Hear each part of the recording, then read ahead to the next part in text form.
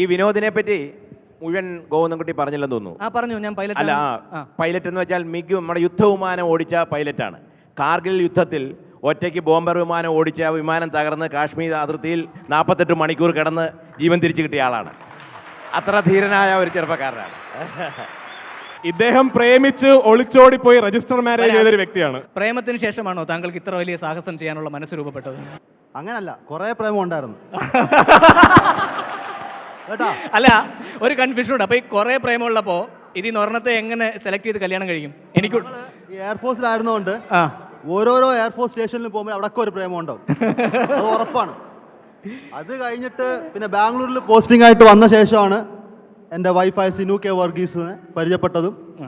പിന്നെ അവളെ കൊള്ളാൻ തോന്നി, ഒളിച്ചോടി രജിസ്റ്റർ ചെയ്തു, പിന്നെ കല്യാണം കഴിച്ചു. രാജൻ സാറിൻ്റെ പ്രണയ സങ്കല്പം എന്താണ്? യഥാർത്ഥം പറഞ്ഞാൽ എനിക്ക് പ്രണയിക്കാൻ സമയം കിട്ടിയില്ല. കാരണം ഇനി സമയമുണ്ട് സാർ. പ്രണയിക്കാൻ പറ്റുന്ന സമയത്ത് ഗൾഫിൽ പോയി. പക്ഷേ പ്രണയത്തിൻ്റെ കാര്യം പറയുമ്പോൾ ഒരു കാര്യം എന്ന് ഓർമ്മയിൽ വരും. 10th പഠിക്കുന്ന സമയത്ത് ഞാൻ നിന്നെ സ്നേഹിക്കുന്നു പറയാനൊന്നും പോയില്ല. ഞാൻ ഒരു കുട്ടിയെ 9th പഠിക്കുന്ന ഒരു കുട്ടിയോട് മോളെ നിനക്ക് വീട്ടിൽ വന്ന് അമ്മയെ സഹായിച്ചുകൂടെ എന്ന് ചോദിച്ചു. ഇത്ര മാത്രമേ ചോദിച്ചുള്ളൂ. പക്ഷേ അത് വളരെ കോളിലൊക്കെ സൃഷ്ടിച്ച് ആ കുട്ടി എന്നോടൊന്നും പറഞ്ഞില്ല. അത് പോയിട്ട് എൻ്റെ വീട്ടിനടുത്തുള്ള വേറൊരു കുട്ടിയോട് പറഞ്ഞു, ഇങ്ങനെ എന്നോട് പറഞ്ഞിട്ടുണ്ട്. പക്ഷേ ഇനി എന്നോട് പറയുകയാണെങ്കിൽ, ഞാൻ പറയുന്നത് കിണറ്റിൻ്റെ അടുത്ത് വെച്ചിട്ടാണ് പറയുന്നത്, കിണറിൻ്റെ. ഇനി എന്നോട് പറയുകയാണെങ്കിൽ ഈ കിണറ്റിൽ ചാടി ഞാൻ ചത്തോളൂ എന്ന് പറഞ്ഞു. അപ്പോൾ 2 ദിവസം കഴിഞ്ഞപ്പോൾ പെങ്ങളും ഹസ്ബൻഡും കൂടെ വീട്ടിൽ വരുന്നു.